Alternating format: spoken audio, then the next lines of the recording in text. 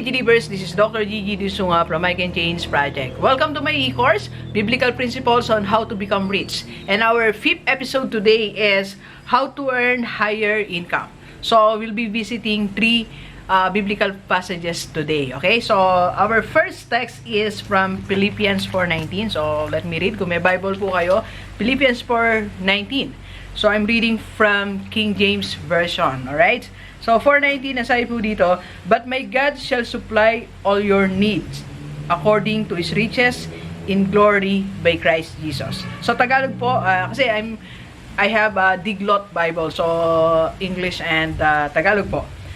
"At pupunan ng aking Diyos ang bawat kailangan ninyo ayon sa kanyang mga kayamanan at kaluwalhatian kay Kristo Jesus." So, my God shall supply all my needs. So, ibig sabihin po, yung high income that we are desiring, number 1, biblical principle, Philippians 4:19 is, manggagaling sa Diyos lahat ng income na gusto mo.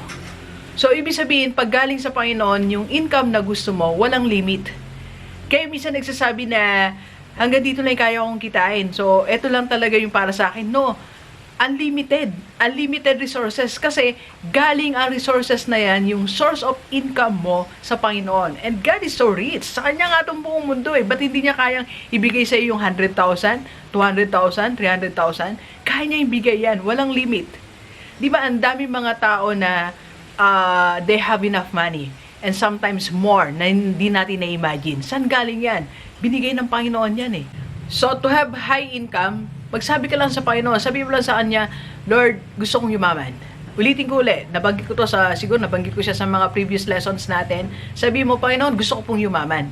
Kasi ang Panginoon natin, mayaman eh. Di ba? So, kaya natin hingin lahat ng bagay sa Kanya. So, He can give you unlimited sources of income. Okay? And second, sa Philippians 4:19, just do the godly way. Kasi humingi tayo sa Diyos eh. Diba? Alam mo, humingi ka sa Diyos sa pamamaraan na mangi-scam ka ng tao. Manloloko ka ng tao. God will not give you that. Will not allow that. So, pag naghihingi ka sa Panginoon, "Lord, gusto ko magkaroon ng malaking source of income," then kasunod-unod, gumawa ka ng tama. Tamang paraan ng pagkakaroon ng high source of income. Alright? So, that's from Philippians 4:19. Okay? So, second text natin is from Proverbs 22, verse 29. So, let me read Proverbs 22, verse 29. Sa English po, sabi po dito, "Since thou a man diligent in his business, he shall stand before kings. He shall not stand before mean men." Sa Tagalog po, sabi dito, "Nakikita mo ba ang taong masipag sa kanyang gawain? Siya'y tatayo sa harap ng mga hari. Hindi siya tatayo sa harap ng mga taong hamak." Okay? So, napakaganda. Ganda ng passage na to. Proverbs 22, verse 29. So, what can we get here? Okay? So, second na dapat nating malaman on how to have high income is target. Okay? You need to target high-paying career. Okay? Or high-paying business. Okay? So, sabi dito, "Since thou a man diligent in his business," business pa sinabi dito "he shall stand before king." Okay? So, first is, he's willing to do whatever it takes. Alam nyo kasi para sa king ka mag-serve, hindi sa common man, meron kang kakaibang skill. Okay? So, you must be willing to do whatever it takes para ka mag-serve sa king. Para ka mag-serve sa high-profile people. Ang king kasi, yung mga taong nasa office ng president, nasa office ng senador, nasa office ng mga deans, nasa office ng mga high-profile people, doon sila nag-work. And para makapagtrabaho ka dyan, kailangan, una, you need to finish what you need to finish. Alright? So, para sa office of the president ka magtrabaho, baka kailangan, tapos ka ng MA, tapos ka ng PhD. Do you have that courage? Do you have that willingness to finish these requirements? Okay, so second, dapat meron kang kakaibang skill. Para maging kanang kamay ka ng mga top executive. O ikaw mismo, maging top executive, meron kang kakaibang skill. It can be technical skill, it can be soft or essential skills na dapat mong aralin. So that's first, they are willing to do whatever it takes to work for the kings. Okay, so diyan tayo magkakaroon ng high-paying income. Diyan tayo magkakaroon ng high-paying business. Ang targetin mo, okay, mga CEO, like in my business, Ngayon, I'm launching my new business this January 2020. Though ginagawa ko na siya before, but this time, it's full-time. So, tayo po ay meron ng business management and consultancy. So, ang target ko, ang client ko, business owner. Business owner ang aking target. So, I'll be working with, meron tayong 2 clients ngayon, this January, na nag-okay na. One is the owner of school, one private school sa Bulacan. The other one is owner of catering services sa Laguna. So, hindi ko target yung empleyado nila. Ang target ko, again, yung owner. So, I'm willing to do whatever it takes. So, I finished my PhD. That's my credential. I work so hard for my PhD. So hard, okay? I paid that much for that, okay? And skill. Grabe din pinagdaanan ko just to have that skill on how to market a business, on how to manage people, and how to look into the financial aspect of a specific company, okay? Alright, so second, to have a high-paying source of income, you target that, okay? So second is to be willing to work hard. Work that hard. Alam nyo, pagka sa mga kings ka nagsiserve, ingat na ingat ka eh. Di ba? Pag-aaralan mo, pag-iisipan mo bawat step. If you are serving the top executive, if you are in the office of the president, if you are providing services or products or any business na meron ka, basta ang kinikater mo, big people. So, napakaingat mo. You're working so hard. You need to wake up early, you need to study your presentations and everything. Kaya yung iba, hindi na nagtatrabaho sa ganon. Doon na lang sila sa ordinary. Doon na lang sila sa, dito na lang ako mag-work, dito na lang ako, ito na yung negosyo ko, dito na lang ako. Kasi they are not willing to work that hard. Like I mentioned it that I have 2 clients, I work till my team work hard for that proposal. So I talk to a team to do the proposal for our clients. Okay? So be willing to work harder. Kung yung iba nagwo-work ng 8 hours, siguro ikaw mag-extend ka 10 hours, 12 hours just for that. Okay? Yun ang mga taong merong mataas na source of income. Yung mga willing mag-work harder. Alright? And number 3, they have bigger dream. Kasi yun ang tinarget nila eh. Simula pa lang sila, ayun ay sinulat nila sa storyboard nila. Ayun ay sinulat nila sa goals nila, plans, that I will be working in Malacanang, that I will be working in Manila, that I will be working in this type of company. So, hindi ako magwo-work dyan sa ganyang company lang. Hindi ako magwo-work sa maliliit na company. They have bigger goals.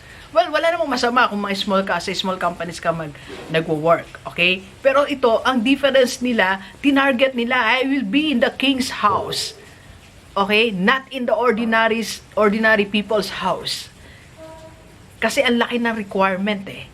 Ang laki ng requirement doon. So, you have that goal. Para ka mapunta doon, it's intentional. Meron kasi tayong tinatawag na intentional, yung meron kang intention to do that. Alam mo, lahat na nagtatrabaho sa king's house, okay? That was their intention. It was their dream. Being a consultant to different companies, that's my dream. It was a dream. Alam niyo, gusto ko na to nung palang nag-aaral ako sa Miriam. Sabi ko, I want to become a consultant ng environment nga lang. Pero natapos ako nang walang nagpa-consult sa environment. Because I was in Bataan. So siguro hindi siya ganun ka, walang need eh. So pero ngayon, nangyayari siya. Last Saturday, I was in BGC. I was talking to my team. Sabi ko, this is my dream. What's exactly happening today is my dream. Was my dream before. That I'll be having a business meeting sa malalaking hotel. We were in Grand Hyatt Hotel in BGC last Saturday. Then after that, nag-coach ako sa SM North Tower sa Starbucks. So that was my dream. So to have bigger dream or to have big source of income, that should be your dream. It should be a bigger dream for you, right? And number 4, be in the top position. Sabi ko nga, walang masama kung maging empleyado tayo. But make sure you are in the top management. You are in the top position. There's nothing wrong with that. Okay? Walang masama. I was an employee for how many years?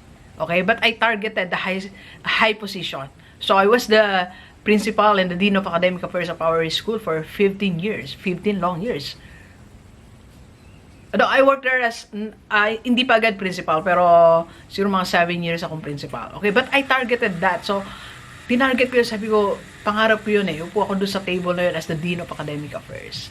And now my dream is to have my own, to run my own company. Sabi ko nga, sa friend ko sa US, it might be ambitious, but someday I want to have my own boardroom. Okay? Dream of that. These are the 2 biblical principles on how to have high income. Okay? So first, review natin, Philippians 4:19, galing kay Lord yan, let's ask from Him. And second, Proverbs 22:29, you should have higher source of income. Your assignment for today is, try to write in figure. Sulat mo talaga, magkano gusto mo yung pera monthly. Walang masama. You know, I targeted this, kagabi, tinignan ko yung target ko, sabi ko, since I resigned, so I'm starting my 2 companies now, 2 businesses. So may target ako. Ang target ko talaga, in 3 months, I will be earning 285,000. 285,000 in 3 months. Monthly. That's my target. For all my small businesses and my 2 new business, yan ang target ko. 285,000. Okay? Dok, ang laki naman. Maliit yan para sa Panginoon, sa dami ng kaya niya ibigay sa atin. But just in 3 months, yan ang target ko. So, you write your target. Anong target mo? Okay? Ano yung goal mo, financial goal mo for this month, next month, for this quarter, for this year? Alright? And second, try to, sabi ko nga, just do the godly way. Okay? So, you list down all your ways na tingin mo dapat tama. Mag-hire ka ng tao, tama ang bayad mo sa kanya. Mag-hire ka ng assistant mo, tama ang paikitungo mo. Just do everything in godly way. So, kung meron ka mga existing business, existing source of income, na tingin mo meron kang ginagawa hindi tama, you cross it out. Okay? Tanggalin mo na yan. Palitan mo ng godly way. Alright? And second biblical principle, Proverbs 22:19. So, ilagay mo dyan, to have high income, ano yung dapat mong tapusin? MA ba? Thesis ba? Dissertation? O yung skill? O kailangan mong matapos muna itong certificate na to? You have to list it down, then try to finish it. Okay? And work harder. How are you going to work harder? Are you going to extend some time? Okay. So, ilang oras ang dapat mo extend? You have to write it. Okay? Ano yung big dream mo? Dok, hindi big dream ang dream ko, but I want to make it bigger. You write it down. So, gusto mo maging member ng board? You want to have your own board? You want to start your own business? You want to expand it? You write it. Okay? And be in the top position. What is the top position na gusto mong madarating ngayong 2020? As a principal? As a dean? As a business owner? As a CEO? Walang problema. Just write it down. Okay? So, these are the biblical ways on how to have high source of income. Thank you very much.